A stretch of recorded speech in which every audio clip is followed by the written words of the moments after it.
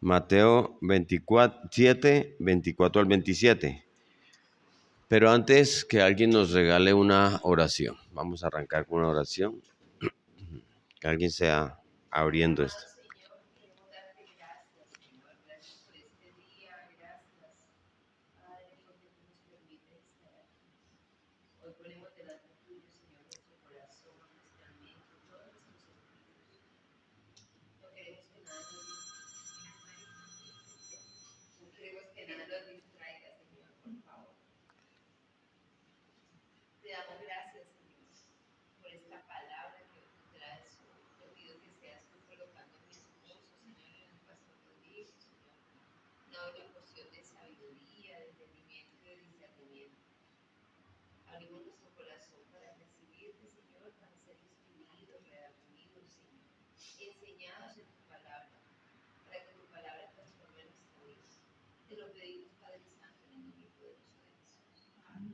Amén. Bueno, entonces, alguien que nos lea Mateo 7, 24 al 27, porque es la manera como vamos a conectar la enseñanza del Sermón del Monte con lo que vamos a empezar a ver hoy. ¿Sí? Entonces, alguien que nos lo lea. Cualquiera pues que me oye estas palabras y las hace, le compararé a un hombre prudente que edificó su casa sobre la roca. Descendió lluvia y vinieron ríos, y soplaron viento, y golpearon contra aquella casa, y no cayó, porque estaba fundada sobre la roca. Pero cualquiera que me oye estas palabras y no las hace, le compararé a un hombre insensato que edificó su casa sobre la arena. Y descendió lluvia, y vinieron ríos, y soplaron vientos, y dieron con ímpetu contra aquella casa, y cayó, y fue grande su ruina. Hasta el 27 nomás. Ya el título de ese pasaje del Nuevo Testamento, ustedes lo tienen ahí, ¿cierto? ¿Cómo es el título? Los dos cimientos. Y pudimos entender de qué cimiento estaba hablando el Señor. Dígame de qué cimiento estaba hablando. No, de la palabra. La palabra, porque Él dice, cualquiera que me oye estas palabras, ¿sí? ¿Se acuerdan que hablábamos de que de pronto uno tiene una explicación del pasaje donde dice Cristo es la roca y eso es cierto, pero aquí Él está hablando de que la roca, el fundamento es la palabra y cualquiera que las oye y las hace, ese está sobre la roca y el que las oye y no las hace, cimienta sobre la arena. ¿Se acuerdan de eso? Bueno, pues hoy vamos a ver ese cimiento. Hoy vamos a empezar los fundamentos de nuestra fe. Y lo primero que el Señor colocó en mi corazón fue que arrancáramos con esa cimentación, porque fundamento es cimiento. ¿Sí? Si estamos cimentados, si estamos fundamentados, firmes, entonces podremos tener esa solidez de la que habla Cristo, porque vamos a conocer su palabra y vamos a hacer su palabra. ¿Sí? Entonces, aquí se me está demorando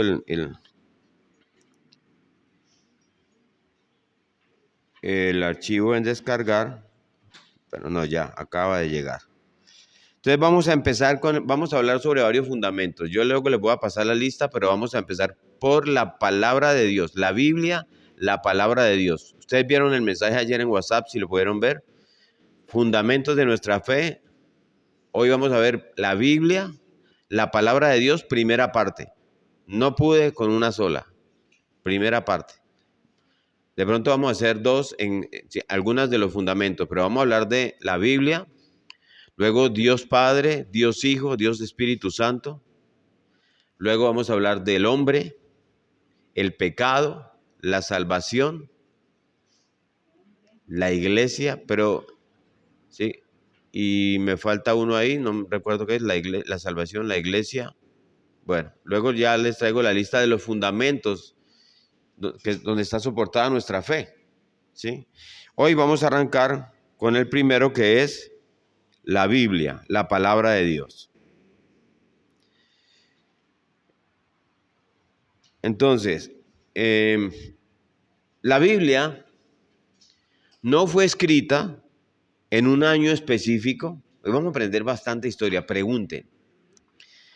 Porque hoy es esa parte, ¿sí? La Biblia no fue escrita en un año específico o en un solo lugar o por un equipo de personas que se reunieron a redactarla.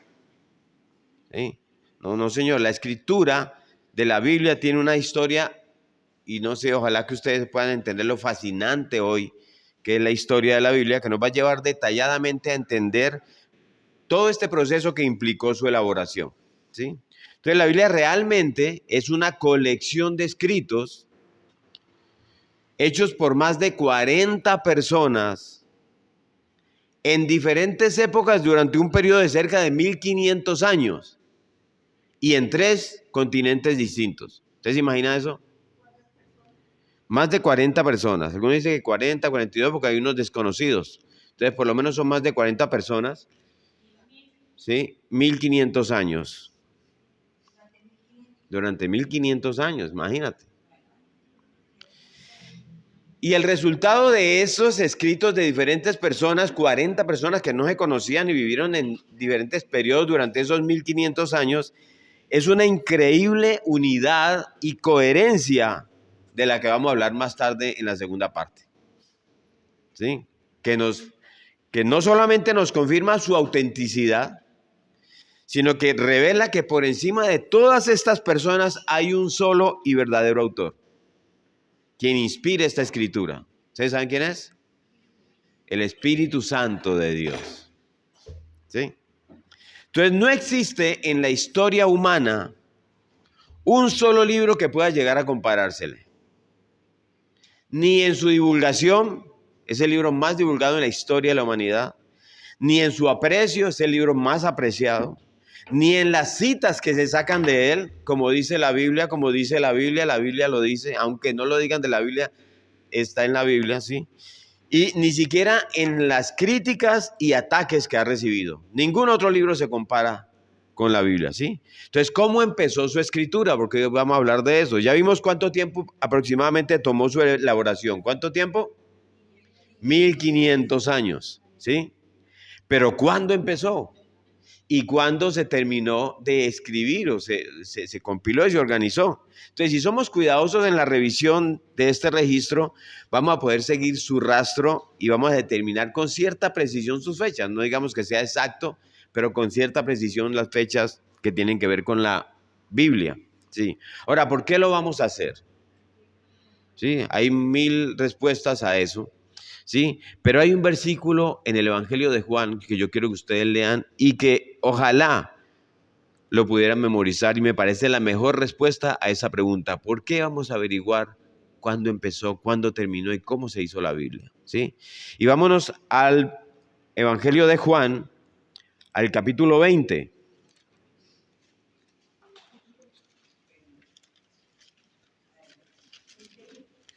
En el versículo 31.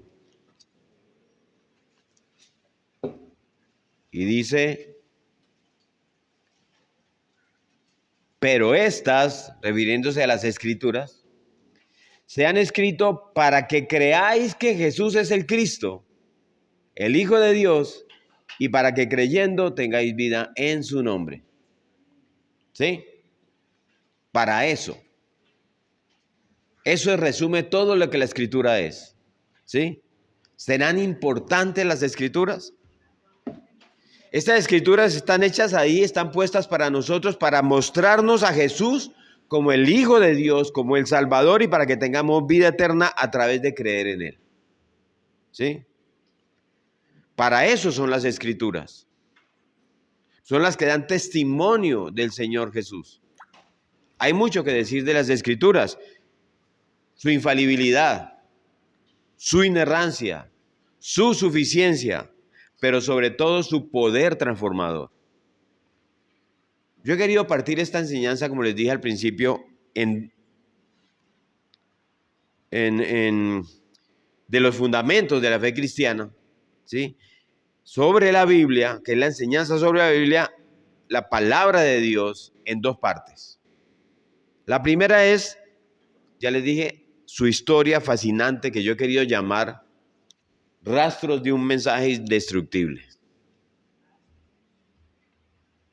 De un mensaje indestructible.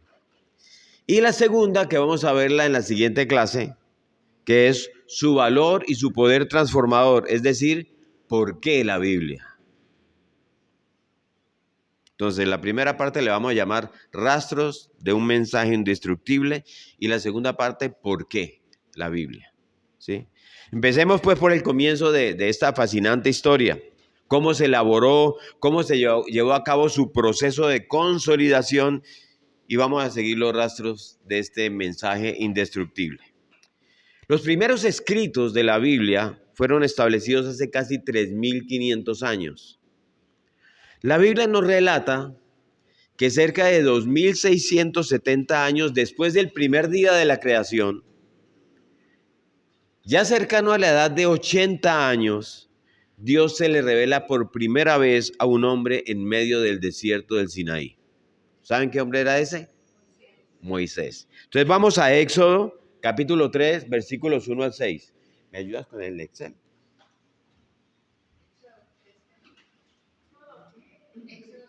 Éxodo 3, versículos 1 al 6. Voy a salirme un poquito aquí de la mesa porque voy a mostrarles ahí dónde estamos. Estamos en este tiempo. El pueblo de Israel ha estado cautivo en Egipto durante 400 años. Y en este tiempo, ¿se acuerdan que hicimos una línea de tiempo? Aquí aparecen que desde el día 1 hasta este momento más o menos son 2.672 años. Ha pasado de todo, diluvio, ¿sí? La caída, todo. Y estamos a 1.447 años antes de la venida de Cristo. ¿Está claro eso? En este punto. Ustedes tienen ese cuadro, si lo guardan, si lo han sabido guardar. ¿Sí? Sí, lo podemos volver a mandar todas las veces que sea necesario. Entonces, en ese momento, Dios se le aparece a este hombre en el desierto de Sinaí y le dice en Éxodo 3, del 1 al 6, alguien que nos lo lea. Del 1 al 6.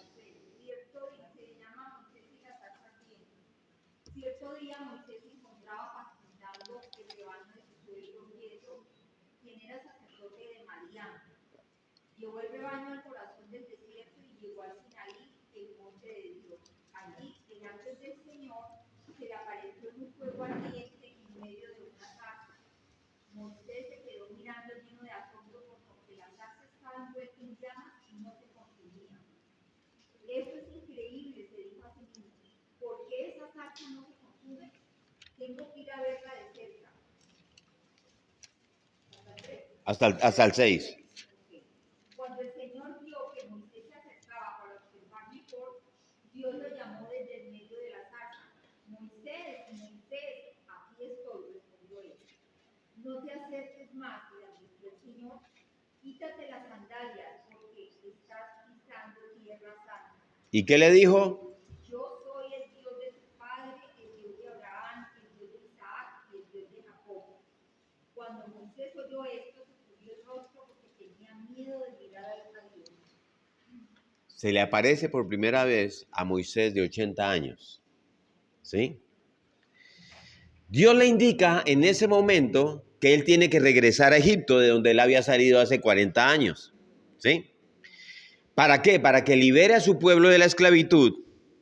Pero lo más difícil de eso fue persuadir al faraón para que dejara marchar a los hebreos porque no obtuvieron el permiso del faraón. Aquí vamos a pasar un poquito de historia para entender todo, para contextualizar la historia de la Biblia. Hasta que Dios envía 10 plagas, todo lo tenemos claro sobre los egipcios, que hicieron que el faraón por fin terminara de permitir que el esclavizado pueblo hebreo dejara finalmente esa nación. ¿Sí? Entonces Moisés lideró al pueblo hebreo en dirección hacia el este. ¿Sí? Ahí hay un mapa, pero no lo vamos a ver. Hacia el desierto, iniciando así una larga travesía hacia una tierra prometida. ¿Sí?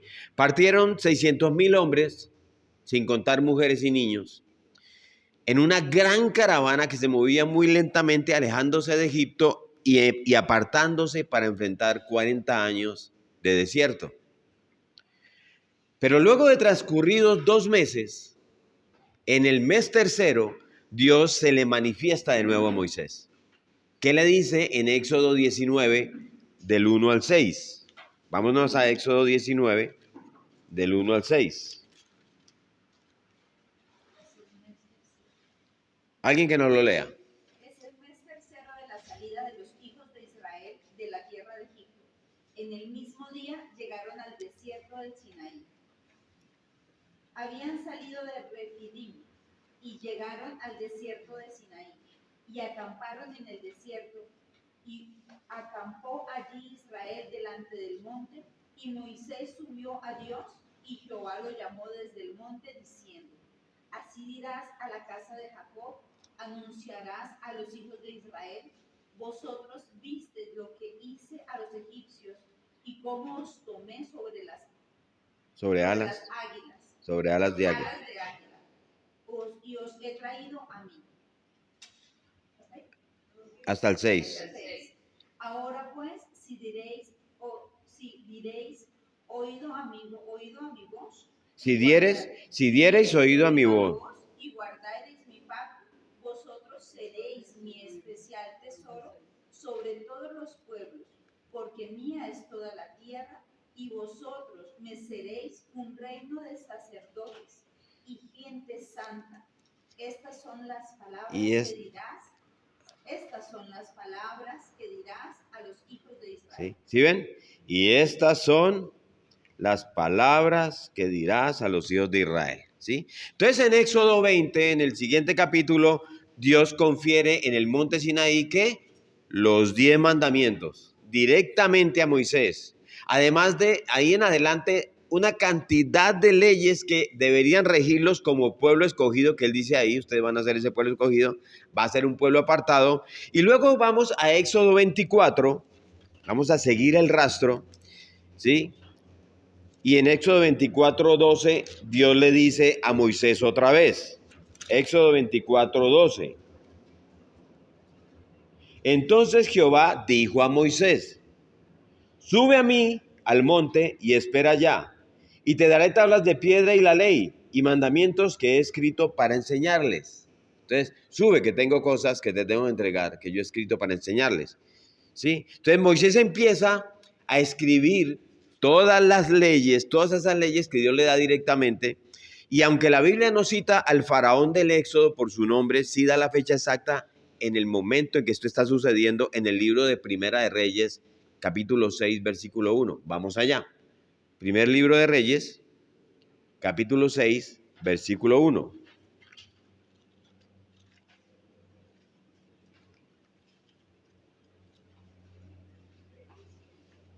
Capítulo 6, versículo 1.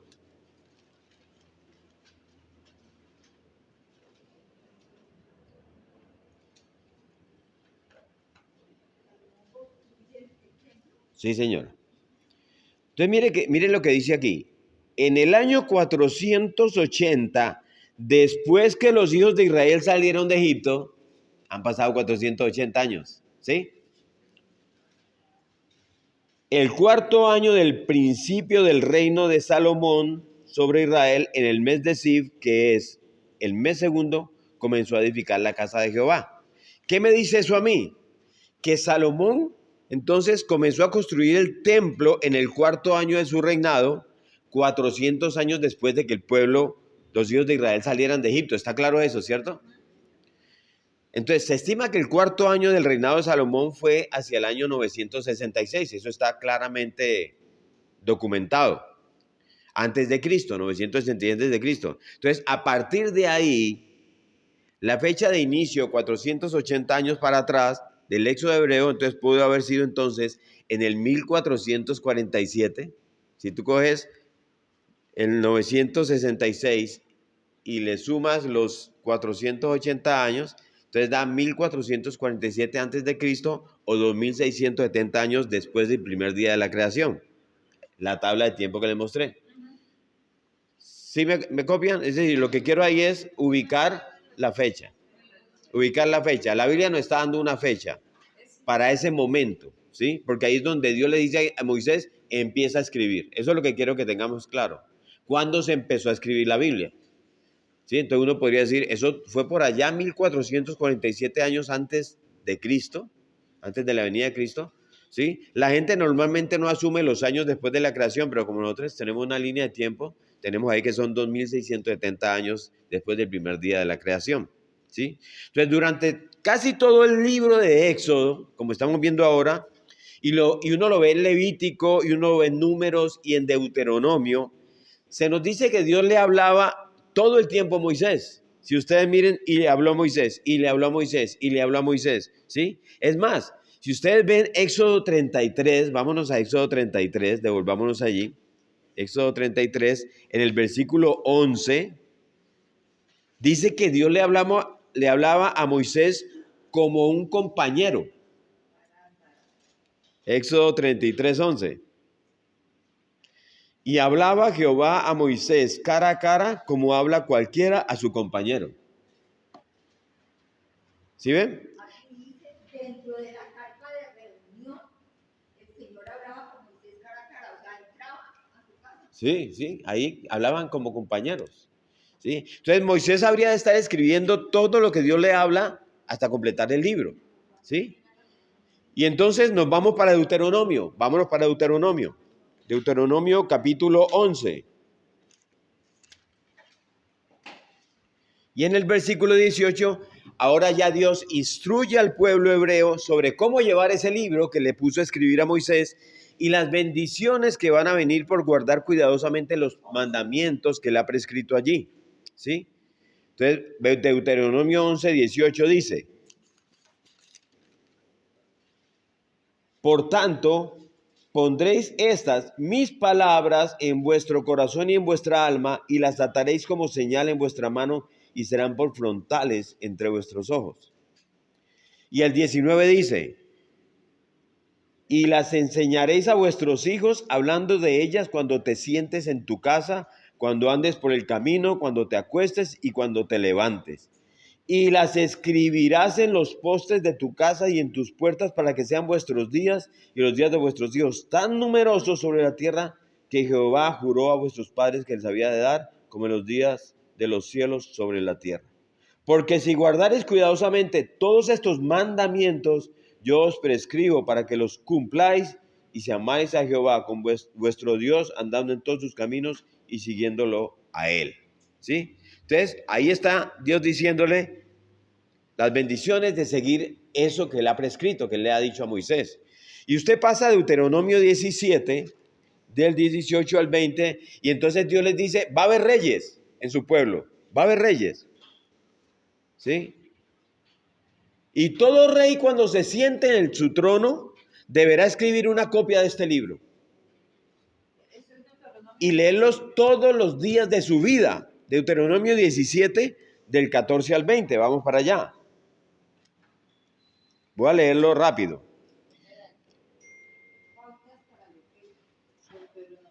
Entonces dice, de 17, 14 al 20.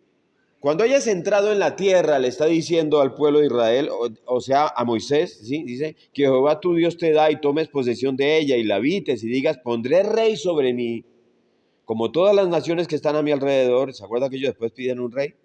¿Sí? Ciertamente pondrás por rey sobre ti al que Jehová tu Dios escogiere, de entre tus hermanos pondrás rey sobre ti. No podrás poner sobre ti a un hombre extranjero que no sea tu hermano. Pero él no aumentará para sí caballos, ni hará volver al pueblo a Egipto con el fin de aumentar caballos, porque Jehová os ha dicho, no volváis nunca por ese camino. Ni tomará para sí muchas mujeres para que su corazón no se desvíe, ni plata ni oro amontonará para sí en abundancia. ¿Se acuerdan de un hombre que tomó muchas mujeres y su corazón se desvió? Salomón. Y aquí está diciendo Dios que no hagan eso. Y cuando se siente sobre el trono, ese es nuestro pasaje, de su reino, entonces escribirá para sí en un libro una copia de esta ley, del original que está al cuidado de los sacerdotes levitas. ¿Sí ven? Y dice, y lo tendrá consigo, y leerá en él todos los días de su vida para que aprenda a temer a Jehová su Dios, para guardar todas las palabras de esta ley y todos estos estatutos para ponerlos por obra, para que no se eleve su corazón sobre sus hermanos, ni se aparte del mandamiento a diestra ni a siniestra, a fin de que prolongue sus días en su reino, él y sus hijos en medio de Israel. Entonces, ¿qué está pasando ahí? Dios le está hablando claro sobre ese libro que le hizo escribir a Moisés, ¿sí?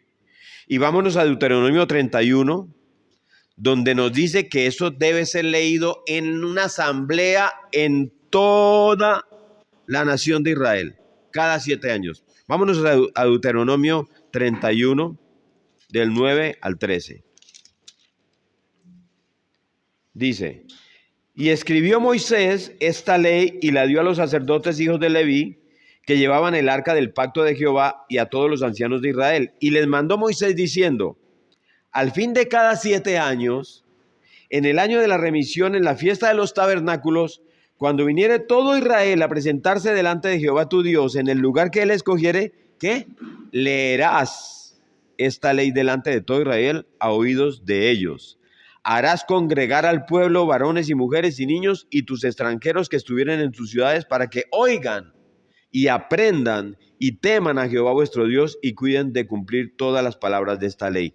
Para que oigan las palabras de Dios. O sea, la ley de Dios es la palabra de Dios.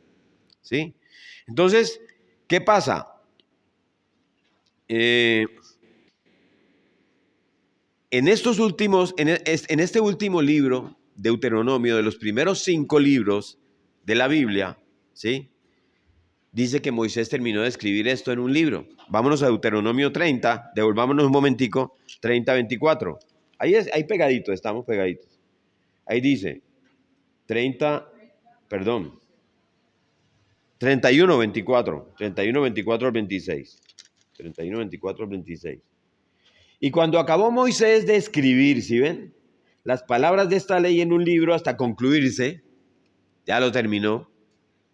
Dio órdenes Moisés a los levitas que llevaban el arca del pacto de Jehová diciendo, tomen este libro de la ley y pónganlo al lado del arca del pacto de Jehová vuestro Dios y esté allí por testigo contra ti. O sea, cojan este libro que Dios me dictó, que yo escribí, y pónganlo al lado del arca para que esté siempre de testigo y anden con él. Y ahí Moisés muere, ¿sí? Entonces, estos fueron entonces en un compendio que hoy llamamos el Pentateuco, los primeros libros escritos de la Biblia. ¿Cuándo?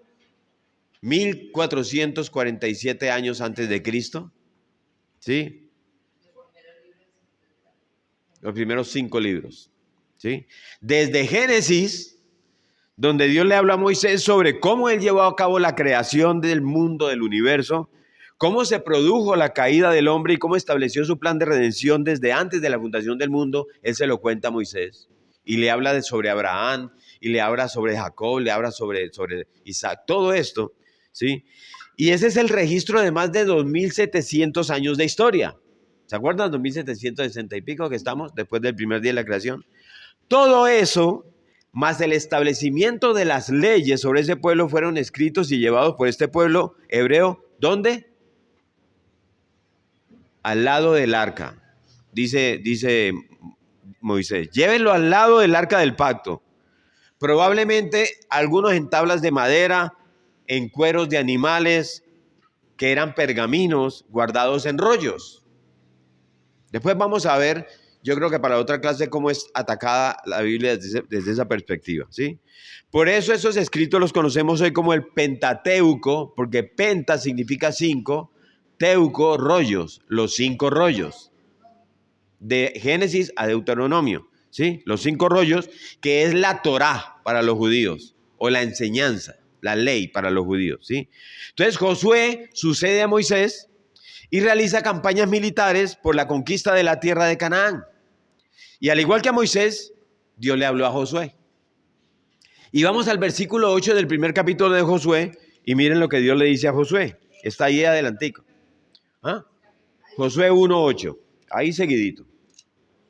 Le dice Dios, nunca se apartará de tu boca este libro, ya es un libro, de la ley, sino que de día y de noche meditarás en él para que guardes y hagas conforme a todo lo que en él está escrito, porque entonces harás prosperar tu camino y todo te saldrá bien. ¿Ven? ¿Sí? Entonces Josué sale impulsado y dice, no temas, esfuérzate, sé valiente. Y él sale y se toma Jericó, la primera ciudad fortificada. Pero en la segunda ciudad, que es una ciudad pequeñita que se llama Jai, ¿sí? Por culpa de la desobediencia de uno de sus hombres, son derrotados. Y él devuelve y dice a Dios, ¿qué pasó? ¿Sí? Y entonces, una vez descubierta la falta, vuelven a la ciudad otra vez, la toman y ese mismo día, cuando ganan ya otra vez, por segunda vez atacando esta ciudad, Josué levanta un altar, ofrece un holocausto y escribe una copia del libro de la ley de Moisés delante de todo Israel, ¿sí? Y la lee delante de todos, tal como lo ordenó Dios en Deuteronomio 31:9. Vámonos a Josué 8:30, estamos ahí cerquita. Vámonos al versículo 30 al 35. Dice así, Josué 8, del 30 al 35. Entonces Josué edificó un altar a Jehová en Israel en el monte Ebal, como Moisés, siervo de Jehová, lo había mandado a los hijos de Israel, como está escrito en el libro de la ley de Moisés. Un altar de piedras enteras sobre las cuales nadie alzó hierro. Y ofrecieron sobre él holocaustos a Jehová y sacrificaron ofrendas de paz. También, miren esto, escribió Josué allí sobre las piedras una copia de la ley de Moisés, la cual escribió delante de los hijos de Israel, y todo Israel con sus ancianos, oficiales y jueces estaba de pie a uno y otro lado del arca, en presencia de los sacerdotes levitas que llevaban el arca del pacto de Jehová, así los extranjeros como los naturales. ¿Sí? Entonces, aquí escribió Josué, ¿sí? Y Josué escribió una copia del libro y se toma toda esta tierra. Y ya en los últimos días de Josué, él exhorta al pueblo hebreo. Vámonos a Josué, capítulo 23. Estamos haciendo un recorrido rápido para mirar el proceso de la Biblia. El tema nuestro es la Biblia. Y en el versículo 6, exhorta al pueblo a que se esfuercen y a que guarden lo que está escrito en el libro de la ley. Josué 23:6. Entonces, él les dice a ellos, esforzaos pues mucho en guardar y hacer todo lo que está escrito en el libro de la ley de Moisés, sin apartaros de ello ni a diestra ni a siniestra. Y en el capítulo 24, que es el que sigue, en el versículo 26, la Biblia nos dice que ya Josué, cerca de su muerte, se despide del pueblo y escribe en el libro de la ley las palabras que Dios le había dado. También Josué, 24, 26 al 28. ¿Sí? Entonces dice así. Y escribió Josué estas palabras en el libro de la ley de Dios, y tomando una gran piedra, la levantó allí debajo de la encina que estaba junto al santuario de Jehová, y dijo Josué a todo el pueblo, he aquí esta piedra nos servirá de testigo, porque ella ha oído, él leyó, ella ha oído todas las palabras que Jehová nos ha hablado, será pues testigo contra vosotros para que no mintáis contra vuestro Dios. Y envió Josué al pueblo, a cada uno a su posesión, ahí se repartieron las tierras. ¿Sí? De Canaán. Entonces, a partir de ese momento, ¿sí? Tras la muerte de Josué, el segundo escritor de la Biblia, el libro de Jueces, que es el que sigue, nos dice en el capítulo 2, versículo 10, que se levantó otra generación que ya no conocía a Dios, ni lo que él había hecho por Israel. Miren lo que dice en Jueces 2:10. ¿Sí?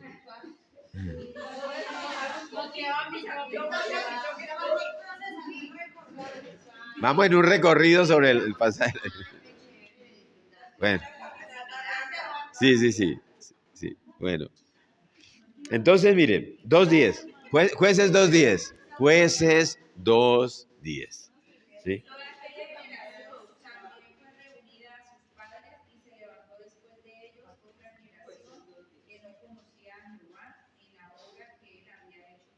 ¿Sí ven? Se levantó una generación que no tenía ni idea, ¿sí? Y de allí en adelante, por muchos años, dice el libro de Jueces, en varios capítulos lo dice, cada uno hacía lo que bien le parecía. ¿Se acuerdan? ¿Sí? No se nos dice cómo pasó, pero durante décadas, la ley de Dios prácticamente se había dado por perdida en Israel. No se volvió a leer, no se volvió a saber de ese libro. ¿Sí? Las tribus estaban dispersas. Se enfrentaban a enemigos permanentemente. ¿Se acuerdan? Sansón, todos estos jueces. Y aún se enfrentaban entre ellas mismas. Habría que esperarse que alguien, por lo menos algún levita, tuviera alguna copia de este documento, que era el documento más excelso del pueblo de Israel. Pero no era así. En la época de los jueces, el arca donde había quedado, se supone que ahí estaba. Sí. Entonces ellos... Ajá. Pasa un montón de cosas allí y el arca se pierde, pero eso es otro tema, estamos sobre la Biblia. Sí, pero entonces, ¿qué pasa? Nadie sabía, ni a nadie le interesaba saber si había alguna copia de ese libro de la ley de Moisés. Por eso lo digo, no era el arca por el Sí, que sí, estaba al lado del arca, se supone que estaba al lado del arca, pero nadie sabía. Pero también, y eso en el sentido de que el Señor dio la orden de que esas palabras fueran transmitidas a los hijos por sus generaciones. Entonces, de ahí la falla, porque en algún punto las familias dejaron de hablar sobre ese libro, dejaron de hablar bien. Entonces, ¿qué pasa?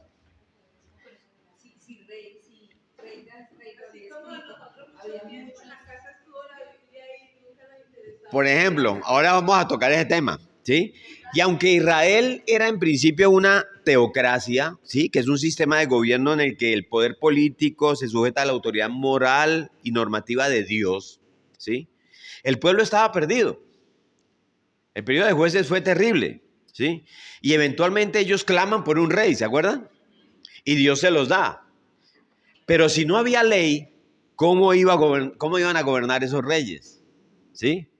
O sea, el sacerdocio ya era una institución completamente regulada desde Levítico, Números, Levítico y Deuteronomio, ya está regulado, ¿sí? Ahí está en el Pentateuco. Pero durante ese tiempo, ¿cómo estuvieron ejerciendo los reyes? ¿Cómo ejercían los reyes? O sea, ¿qué estuvieron haciendo los levitas, por ejemplo? ¿Sí? Pues una de sus principales responsabilidades era enseñar la ley de Dios. Entonces, ¿qué enseñaban? ¿Sí? Entonces, los profetas, por ejemplo, hasta cierto punto eran explicables los profetas, pero sus profecías no podían ser confirmadas por la palabra de Dios, por lo que no había palabra de Dios ahí en medio de ellos, ¿sí? Entonces no la leían. Con base, por ejemplo, ¿en qué llegaba alguien a tener autoridad moral? Preguntas que surgen ahí. ¿Cómo aprendían los grandes lo que era bueno para enseñárselo a los pequeños? ¿Qué autoridad tenían los padres para la obediencia de sus hijos? La única manera de responder esa pregunta es que el pueblo usaba la costumbre, la tradición, las prácticas de otros pueblos y la memoria de un recuerdo vago de su relación con la fe verdadera. Era la única manera. La memoria, las costumbres y la tradición. Caminaron así durante ese tiempo. Pero lo más probable, si ellos caminaban así, es que seguro primaba el uso de la fuerza. Por eso jueces fue un periodo tan difícil, ¿sí? Donde cada uno da rienda suelta a sus deseos egoístas de su corazón, ¿sí? Y entonces procedían bajo su propia justicia, según su conveniencia. Entonces, miren que fue posible para Israel dejar de lado la ley de Dios y aún así caminar por un tiempo con todo su aparato político, religioso y social, pero eventualmente colapsó. Y esto es una lección para nosotros hoy, ¿sí? O sea, nosotros podemos estar viviendo como creyentes, pero totalmente alejados de la palabra y pretender que todo está bien. Es de cada uno, ¿sí? Y entonces vamos a confiar en una fe por costumbre o porque mi papá me dijo, ¿sí?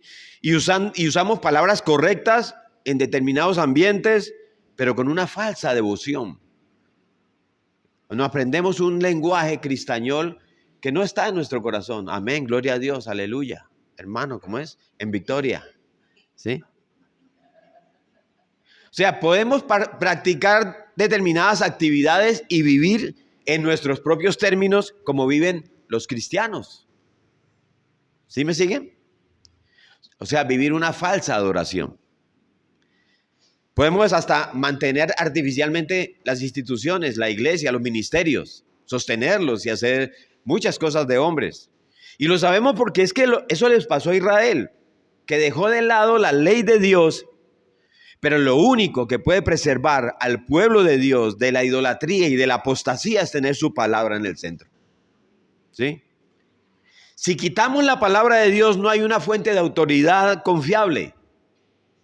¿Y qué pasa con el pueblo? Pues el pueblo se entrega a la idolatría y ahí apostata. ¿Sí? Puede permanecer por un tiempo así, como Israel, pero eventualmente colapsa.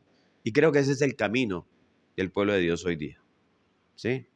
Pero bueno, pasan muchas décadas, muchas, y se escriben los libros de Samuel, las historias de los reyes y crónicas que están en el Antiguo Testamento. Aparece David. Y David es ungido como rey. Y junto con otros hombres, como los hijos de Coré, Asaf y otros más, escriben los salmos, que son poesías y alabanzas a Dios. ¿Sí? Entonces Dios sigue comunicándose con su pueblo a través de sus profetas. Dios no deja de comunicarse con ellos. ¿Sí? David era uno de ellos, ¿no? Además de ser rey, era profeta. Pero si no había templo durante su reinado, ni había sinagogas en su época, entonces ¿cómo pudo un hombre ser conforme al corazón de Dios si nunca leyó la palabra de Dios a diario? ¿Sí se han hecho? Surge esa pregunta, ¿sí? Sus salmos nos dan la respuesta. Esto es hermoso. El Salmo 119:11 dice: en mi corazón he guardado tus dichos para no pecar contra ti. ¿Sí? O sea, David se había aprendido, memorizado y meditado en las Escrituras. Y por eso amaba la ley de Dios. Por eso él escribe en el Salmo 1:2, sino que en la ley del Señor está mi delicia y en su ley medito de día y de noche. ¿Sí? Pero eso, por eso en el Salmo, vamos al Salmo 119, bueno, Salmo 119:11, 12, perdón, que es el que sigue al que les dije ahorita, y dice: bendito tú, oh Jehová. ¿Y qué dice David? Enséñame tus estatutos, abre mis ojos y miraré las maravillas de tu ley. Él quiere el libro, enséñamelo, ¿sí? O el Salmo 119:18, ahí adelantico, que dice: quebrantada está mi alma de desear tus juicios en todo tiempo. O el Salmo 119:20, ahí 2 versículos más adelante: enséñame, oh Jehová, el camino de tus estatutos y lo guardaré hasta el fin. ¿Sí ven? No, el 20 fue la quebrantada, es decir, está corrido. El 20 está quebrantada está mi alma de desear tus juicios en todo tiempo. Ok. Y el que dice: enséñame, oh Jehová, el camino de tus estatutos y lo guardaré hasta el fin. Aquí me perdí, entonces anoté mal, troqué. El, 127. Enséñame tus estatutos, hazme entender el camino de tus mandamientos. y lo guardaré hasta el fin. Bueno. Pero entonces es David diciéndole a Dios: enséñamelos, muéstramelos, yo los quiero, amo tu ley, ¿sí? Quebrantada está mi alma porque deseo tus dichos todo el tiempo, ¿sí? Entonces cuando David muere, su hijo Salomón es afirmado por Dios. Como, eso lo va a revisar bien, lo va a corregir, pero ya se entendió lo que David está diciendo, ¿sí? Entonces Salomón es confirmado por Dios como rey, como sucesor del reino de Israel, y Dios le dice en el libro de Reyes, primer libro de Reyes, capítulo 3, versículo 14, lo siguiente.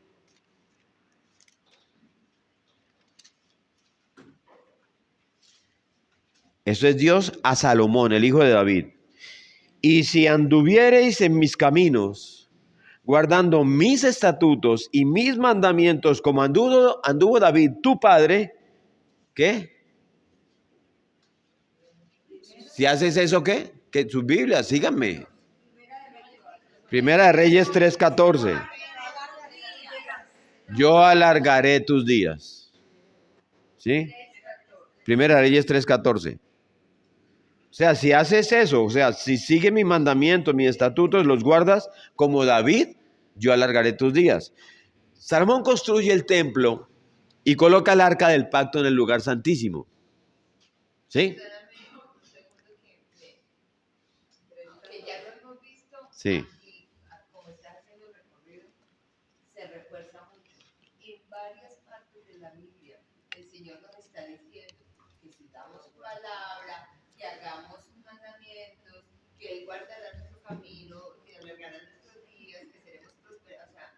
La palabra de Él es permanente. Hay bendición, hay bendición, hay bendición en la lectura de la Biblia. No por la lectura en sí, por el conocimiento de la palabra de Dios y nuestra relación con Él, ¿sí? Pero entonces, mire, ya le dice eso a Salomón, pero ¿qué le dice en Primera de Reyes 8:9? Primera de Reyes 8:9.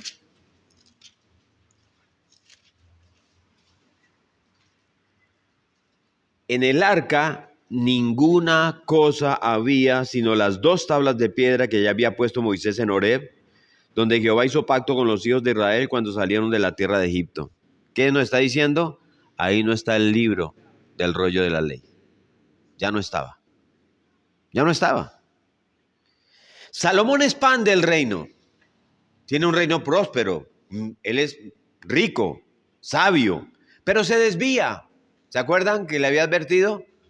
No te cases con muchas mujeres porque te vas a desviar, y Salomón lo hace.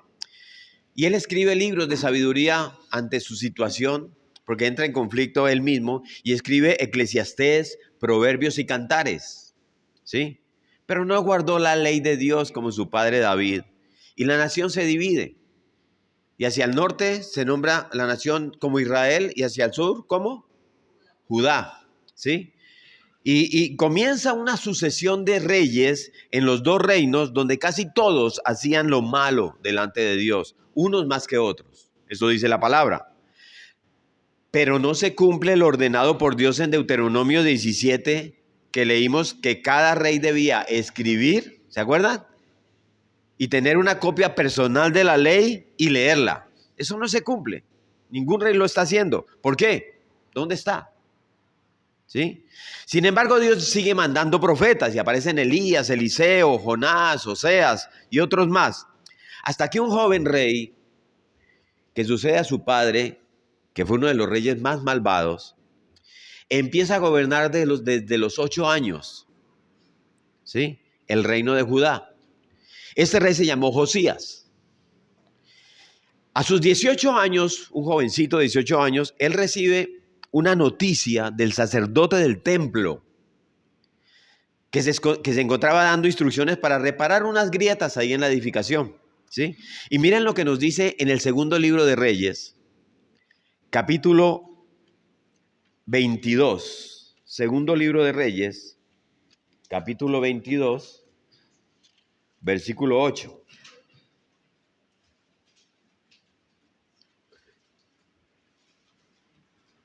¿Listos? Entonces dijo el sumo sacerdote Hilcías al escriba Safán. Hay un sacerdote y hay un escriba. He hallado el libro de la ley en la casa de Jehová. ¿Sí ven? Y cuando el escriba Safán lo leyó delante del rey, porque fue y lo mostró al rey y lo leyó, y el rey le dijo, léemelo, léemelo. Entonces cuando él le lee, miren la reacción de este rey joven a sus 18 años, Segunda Reyes 22:11. Vamos al versículo 11.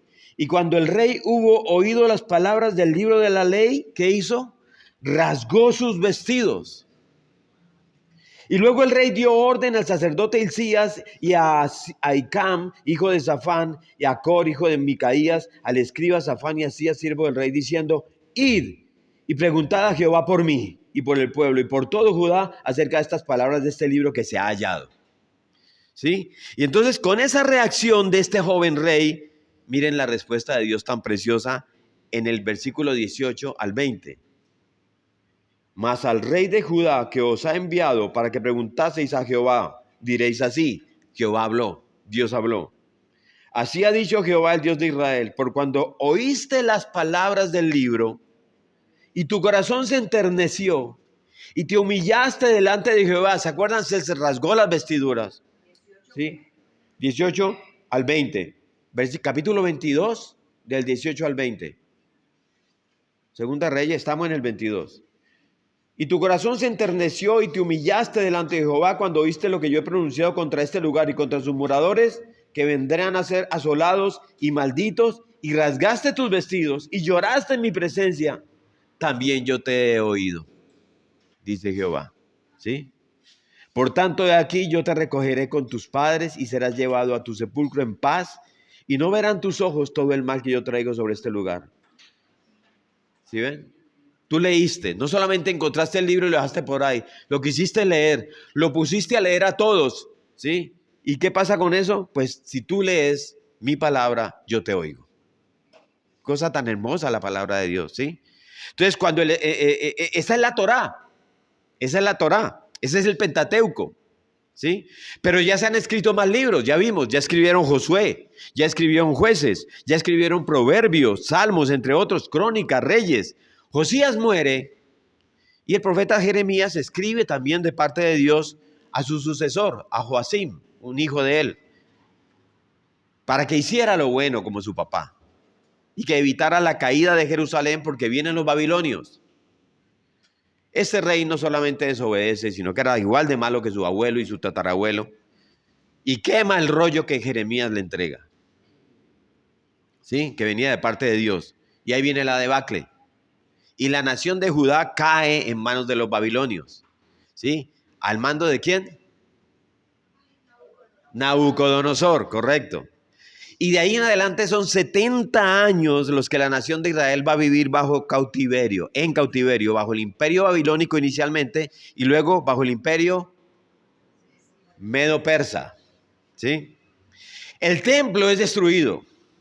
La ciudad de Jerusalén es asolada, saqueada y queda arruinada y queda sumida en ruinas durante todo ese tiempo, 70 años.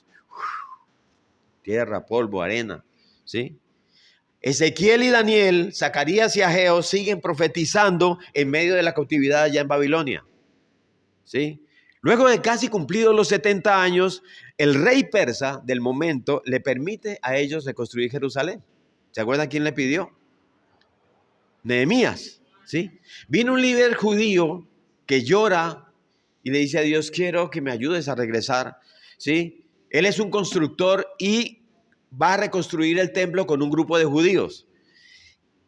Este es Nehemías y él escribe un libro referente a esta reconstrucción, ¿sí?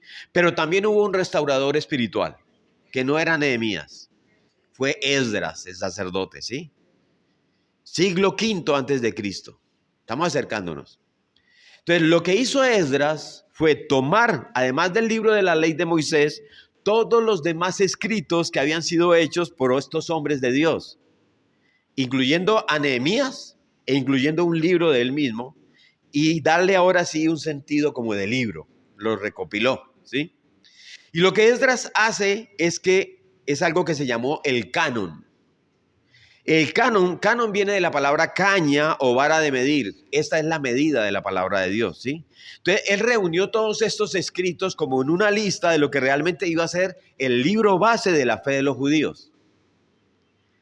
Y esta lista empieza a ser dividida en tres partes. En la ley, que es lo escrito por Moisés, la Torá, el Pentateuco, ¿sí?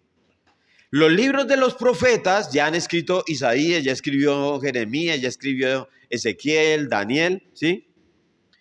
Y los que ellos llamaron los escritos, que es donde están principalmente Salmos, Proverbios y todos los libros históricos. Se establece ahí la Tanaj o el Tanaj, que es lo que podríamos llamar nosotros la Biblia hebrea. Tanaj. Los Salmos, Proverbios y los libros históricos. T-A-N-A-J, Tanaj. ¿Sí? Entonces, esto es lo que podría ser la Biblia hebrea. Entonces, ¿qué es lo que hace Esdras? Él organiza esas escrituras como diciendo, estas son nuestras escrituras, punto, no más. Están ahí también. Él reúne todos esos libros. Todos. Ya está terminando el cautiverio, ya han pasado todos los profetas. Ese es el Antiguo Testamento, correcto. ¿Sí? A Esdras no lo llamó Biblia ni Antiguo Testamento porque eso no era para ellos, pero estas son las sagradas escrituras de los judíos. Y ese es el punto de partida de los 39 libros que nosotros tenemos hoy como el Antiguo Testamento, que fueron escritos, reunidos y compilados cerca de 400 años antes de Cristo, en el tiempo de Esdras. Mira una hoja ahí que dice profetas. Perdón, aquí me bajo.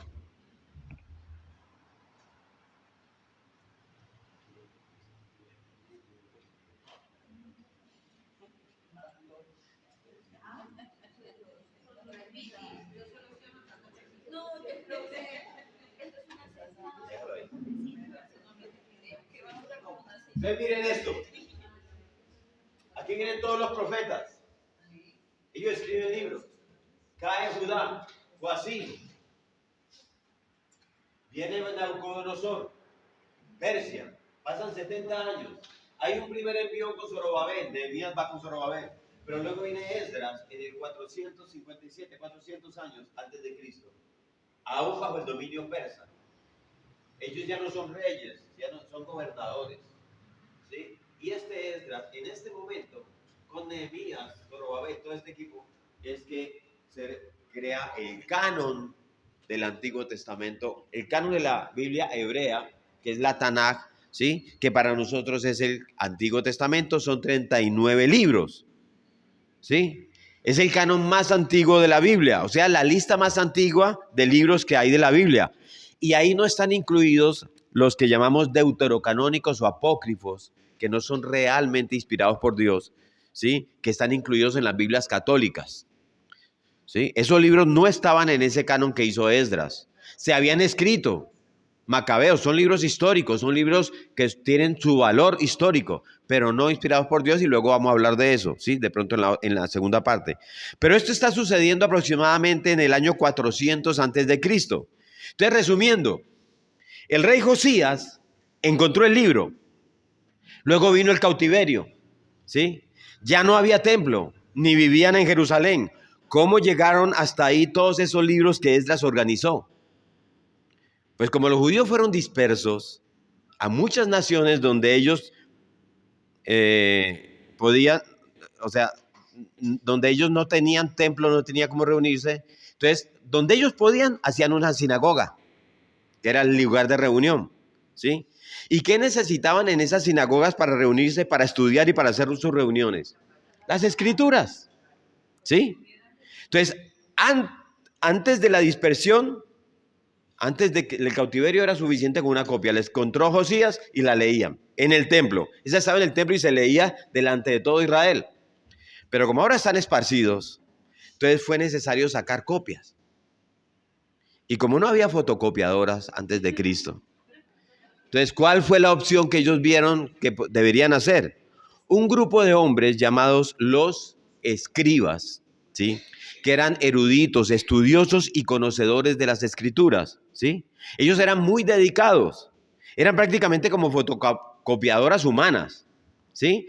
No se podía hacer una copia de los libros sagrados en cualquier papel, ojo, es más, no había papel, o sea, estaban saliendo el papiro, ¿sí? Tenía que ser hecha en pergaminos de pieles de animales sagrados. Ellos no pueden hacerlo en cuero de marrano, eso era para el chicharrón, ni para eso.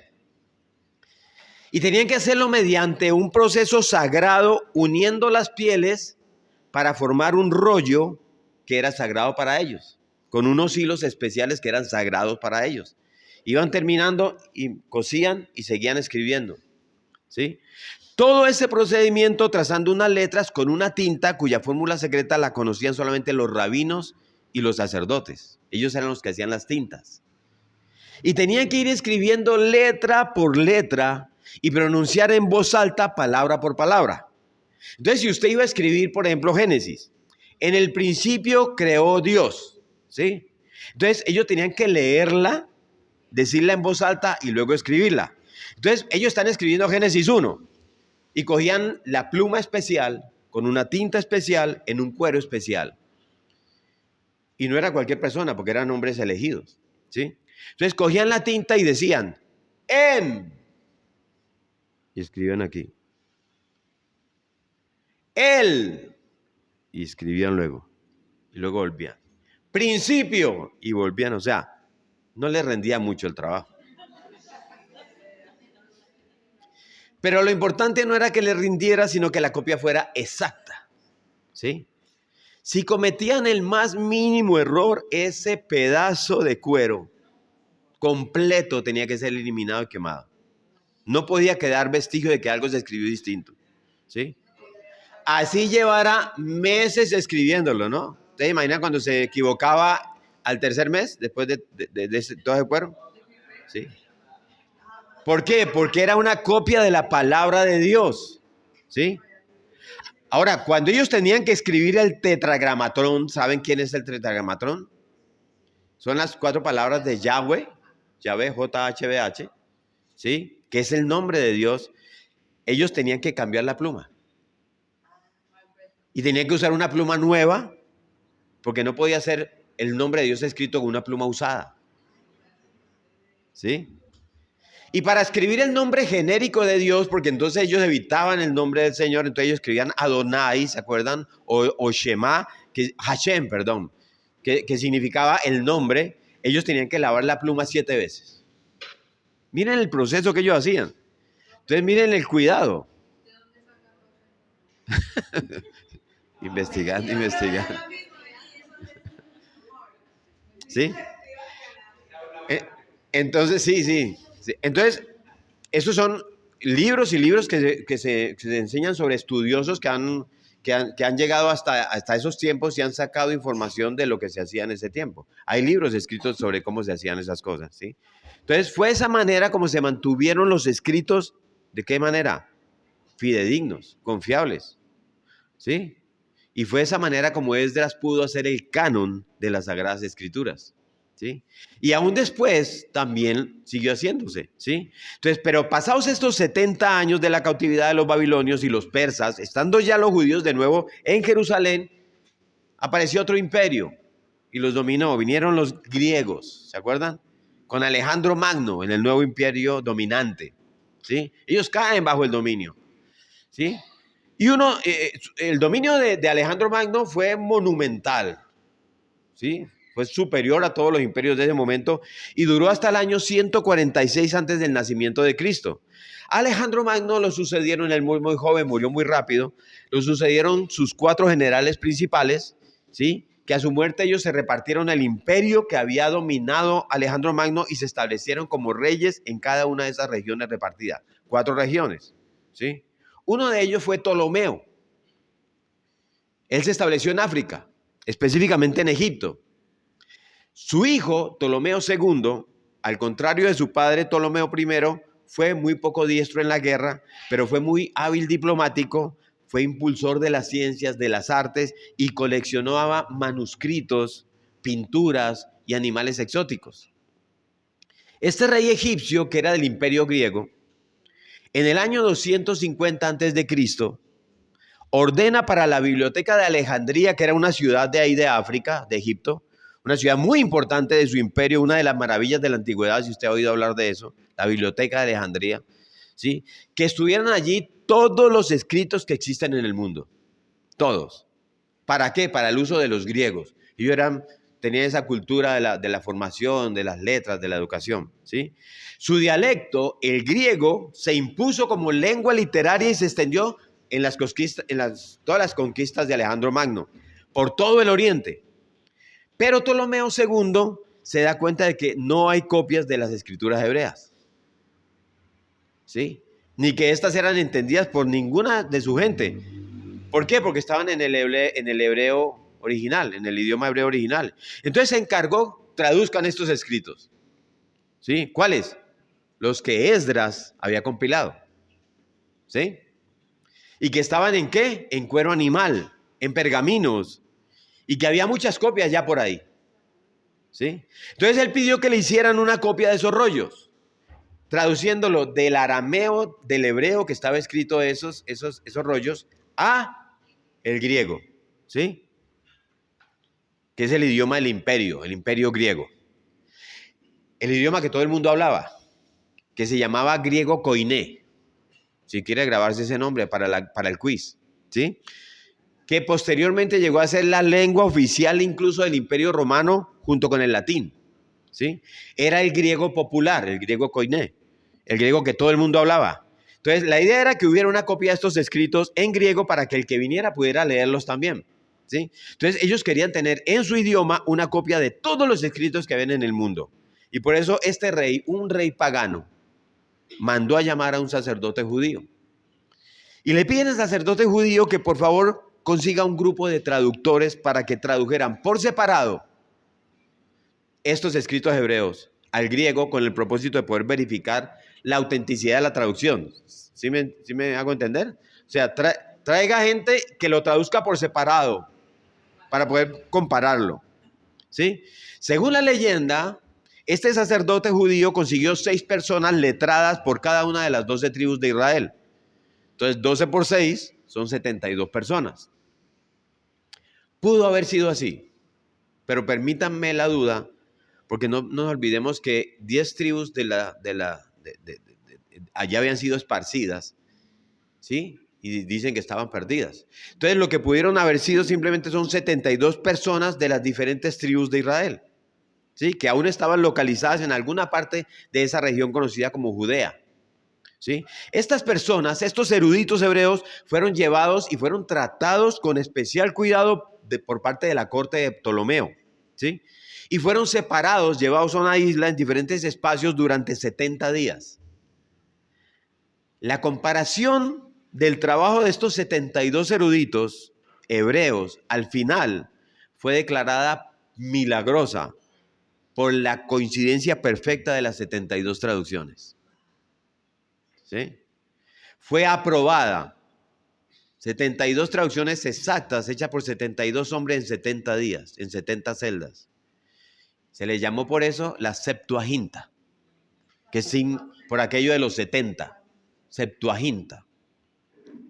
¿Sí? Entonces tenemos aquí que la primera traducción de lo que se conocerá al futuro como el Antiguo Testamento, como la Biblia. ¿Sí? Y fue una traducción hecha del hebreo que se hablaba en Israel al griego ¿qué? Koiné, que se hablaba al griego popular. La Septuaginta. Esos escritos fueron entregados al rey Ptolomeo II en el año 250 a.C., ¿sí? Y ya estamos muy cerca del nacimiento de Cristo. Esa traducción, por tanto, fue la que Cristo usó en el primer siglo, ¿sí? Cuando tuvo que predicarle a personas que estaban bajo el imperio romano en el idioma griego, ¿sí? Que ya vimos, porque era una cultura cuya lengua oficial era o el latín o el griego. Por lo tanto, cuando Cristo se refiere a las Escrituras, más que a los textos hebreos, él podría estar haciendo referencia a los textos de la Septuaginta, que estaban en griego, ¿sí? Y todo el mundo entonces podía entenderlo. En tiempos de Jesús, en Israel se hablaba en arameo, porque ellos hablaban hebreo, pero cuando vienen de Babilonia ya hablan en arameo, pero cuando se escribía en griego. Ese era el mundo de ese tiempo, ¿sí? Entonces, porque eso era el imperio griego que mandaba, y fue de mucha importancia esta Septuaginta para Jesús, tanto para Jesús como para todos los viajes de Pablo a los inicios de la iglesia.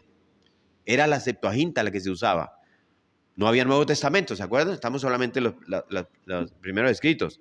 Cuando Pablo iba a predicar a las sinagogas, ¿sí? Estaban llenas de judíos, pues estos no tenían problemas en entenderlas porque los judíos eran judíos griegos y podían entender el hebreo, pero también podían entender el griego. Y el resto, las otras personas que no eran judías, no podían leerlas si venían en hebreo. Afortunadamente, entonces, habían hecho la traducción del griego koiné en el 250 a.C. Entonces, ahora existía la Biblia en el idioma de todo el imperio. Había un libro para leer en el idioma que todo el pueblo entendía. ¿Sí? ¿Cuál? El griego koiné. Si las hubieran dejado en hebreo, el conocimiento sobre la salvación no hubiera quedado reducido a los judíos. No hubieran podido entender los demás.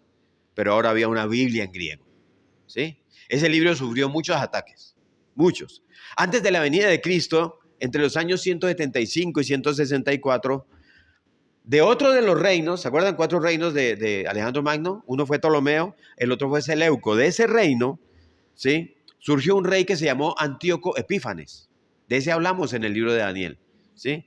Este hombre se hizo famoso por casi conquistar a Egipto, al de los Ptolomeos. Peleó contra su antiguo compañero, ¿sí?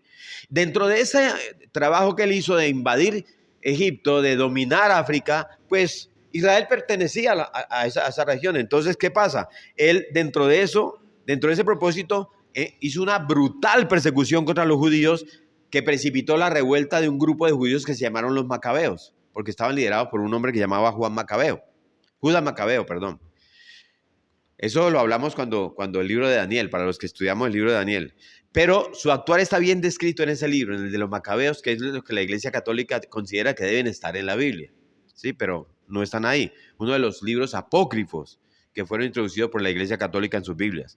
Antíoco Epífanes intentó helenizar. Ese es el término que se utiliza para convertir a todo el pueblo a la cultura griega. Helenizar a los judíos. Y se propuso eliminar por completo todos los rastros de la cultura judía. ¿Sí? Y en un acto de desprecio muy descarado, él saqueó el templo de Jerusalén, entró con sus tropas, robó ahí los tesoros, levantó un altar a Zeus dentro del templo de los judíos, ¿sí? Sacrificó cerdos, que eran un animal inmundo para ellos, dentro del templo de Jerusalén. Y cuando los judíos ven esto, liderados por un grupo llamado los Macabeos, ellos expresan su indignación por la profanación del templo y empezaron a responderle a Antíoco, y Antíoco mató a un gran número, miles, cientos de miles de judíos, y a otros los vendió como esclavos, ¿sí? Emitió decretos ante este problema, prohibiendo la ceremonia de la circuncisión, se las prohibió a los judíos, ¿sí? Y ordenó a todos los judíos que sacrificaran a dioses paganos, que comieran carne de cerdo, obligados, ¿sí? Y también ordenó que se quemaran todos los libros sagrados judíos, incluyendo sus Biblias, sus Tanaj, ¿sí? Porque él decía que esos libros enseñaban a odiar a las demás naciones. Entonces, ahí viene un ataque muy fuerte contra la Biblia. Judas Macabeo lideró a los judíos y tuvo varias victorias sobre las fuerzas militares de Antíoco, de los sirios griegos. Y después de vencer a Antíoco y a los seleucidas, los judíos limpiaron y restauraron su templo más o menos en el 165 a.C. ¿Sí? Viene Cristo, pasa todo lo que tiene que pasar. Cristo muere, Cristo resucita y Cristo asciende. Y después de la ascensión de Cristo empieza el periodo de la primera iglesia, ¿sí? Y empezaron a aparecer cartas por todos lados, cartas que mandaban los apóstoles a las iglesias, ¿sí? Papiros, ¿sí? Las cartas de los escritos con las biografías de Jesús que hizo Mateo, el que hizo Marcos, el que hizo Lucas, el que hizo Juan, ¿sí? Entonces, no había un Nuevo Testamento organizado, pero sí había muchas cartas yendo y viniendo entre las iglesias que se iban yendo creando, y que Pablo era el promotor de estas iglesias. Por eso hay muchas cartas de Pablo. Entonces, los cristianos siguen creciendo y creciendo en número en medio de la persecución del Imperio Romano. Nerón los busca, ¿se acuerdan? Los queman, ¿sí? Porque ya Roma ahora era la nación dominante, ya no Grecia. Sin embargo, el 23 de febrero del año 303, el emperador romano Diocleciano ordenó que todos los lugares de reunión de los cristianos fueran arrasados y que sus escrituras fueran quemadas todas y sus tesoros confiscados. Otra hoja que ahí que dice Biblia, ese, ¿sabes qué? O el PDF. Todo lo que yo les estoy contando está aquí. Mira, aquí ya vamos Moisés, Josué, Samuel, David, Salomón, está en sus celulares, ¿sí? Los profetas, Antiguo Testamento, todas Septuaginta, Silencio, Antíoco, llegó Jesús, la iglesia, Pablo, apóstoles, Diocleciano. Estamos aquí. Ahí ustedes van a poder entender el cuadro después de todo lo que les estoy contando, ¿sí? Entonces, el 23 de febrero, ese 23 de febrero del 3003, fue el día escogido para acabar con el cristianismo de parte de Roma. El decreto ordenaba la destrucción de todas las escrituras cristianas, los libros litúrgicos, sus cartas y todos los lugares de culto y el imperio casi lo logra. Salían a esconder sus escrituras, ¿sí? Hasta que en el año 323, después del nacimiento de Cristo, ese mismo imperio romano, por ley, se hace cristiano, bajo el dominio de su emperador Constantino, ¿sí? Ahora Roma es cristiana y tienen una Biblia que está en griego. ¿Cuál es? La Septuaginta, ¿sí? ¿Está quedando claro?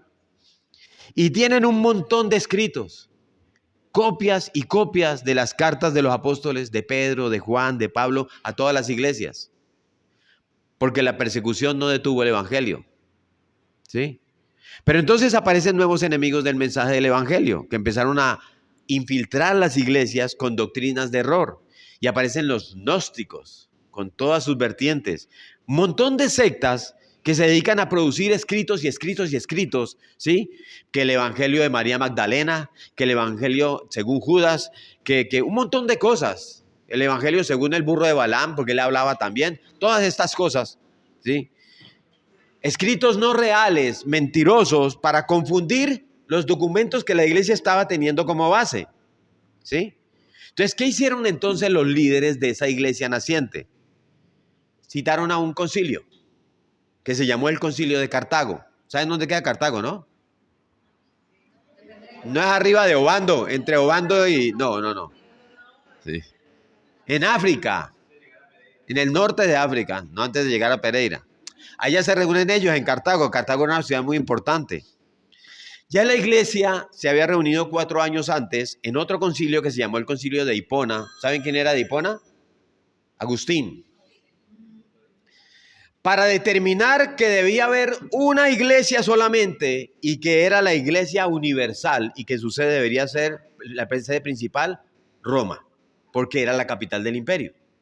¿Sí? Entonces, esto lo vamos a ver porque el otro punto de los fundamentos nuestros es la iglesia.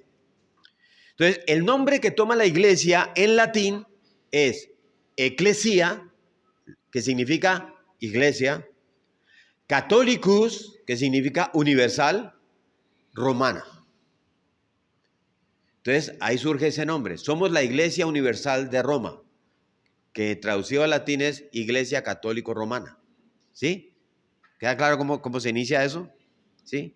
Entonces, en el año 397, la iglesia, los cristianos, que ya habían establecido esa organización jerárquica, que también se habían enfrentado a muchas luchas internas, se reúne y determinan este concilio de Cartago, que van a ser solo 26 libros, entre las cartas, los escritos, los únicos inspirados por Dios para este Nuevo Testamento.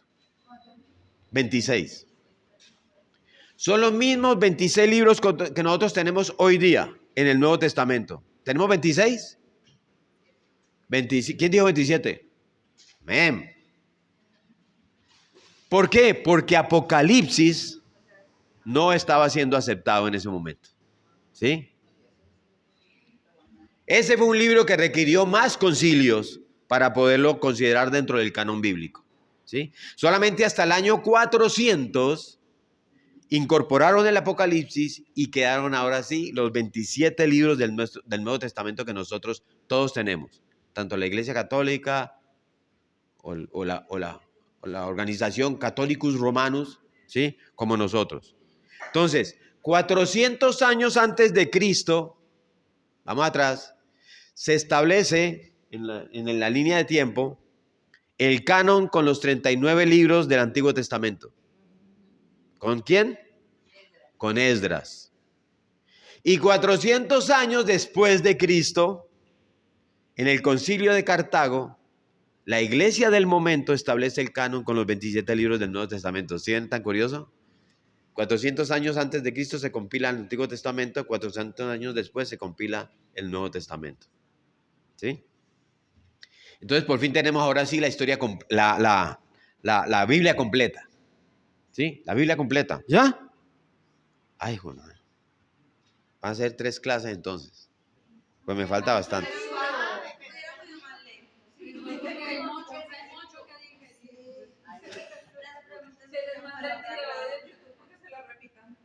Bueno, llegamos a la Biblia completa. ¿Sí? Llegamos a la Biblia completa. Y la tenemos en el idioma hebreo de los manuscritos, ¿sí? De Esdras, pero también la tenemos en el griego del Antiguo Testamento y ahora la tenemos en el Nuevo Testamento en griego también, en griego, ¿sí? Voy a llegar hasta el latín, déjenme llegar hasta allá, ¿sí? Sí, son 2 minutos. Sí. Avanzando en el tiempo, Roma sigue siendo el imperio dominante del mundo entero, era el mundo entero de ese momento. Y ellos determinaron que el idioma de lo sagrado tenía que ser el latín. Y eso fue hasta hace muy poco. A mediados del siglo XX, no sé, algún papá de ustedes, por lo menos mis papás, ellos me contaban que el idioma sagrado seguía siendo el latín y la misa se daba en latín, ¿sí? Con el sacerdote a espaldas de la gente, ¿sí? Entonces, sí, en el año 405, llevamos 5 años después de esto, el papa del momento, que se llamó Dámaso I, encarga a un señor que se llamó Jerónimo, que los católicos le dicen San Jerónimo, Dámaso I, para que haga una traducción de la versión griega del Antiguo Testamento, es decir, ¿de cuál? De la Septuaginta, ¿sí? Al latín, para que sea sagrada. ¿Por qué? Porque el latín era sagrado, ¿sí? ¿Sí? Y el latín era para el latín que hablara el pueblo. Pueblo en latín se llama vulgo. Entonces la traducción que se hizo del griego al latín se llamó la Vulgata Latina. ¿Sí? La Vulgata Latina. Paremos ahí, porque hay mucho más ahí de historia que nos falta en ese punto. ¿Sí? ¿Alguna pregunta? ¿Algún comentario?